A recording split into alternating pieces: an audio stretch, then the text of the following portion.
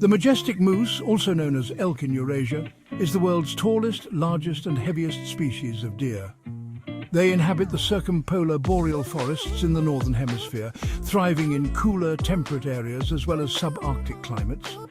An adult moose stands around 2 meters tall and weigh up to 700 kilos. Bull moose have antlers like other members of the deer family, which can grow up to 6 feet. The size and growth rate of antlers is determined by diet and age. Size and symmetry in the number of antler points signals bull moose health and is one of the factors based on which females will select their mates. Moose are mostly solitary creatures except during mating season. If you ever come across one of these incredible creatures, they are sure to be a sight to behold.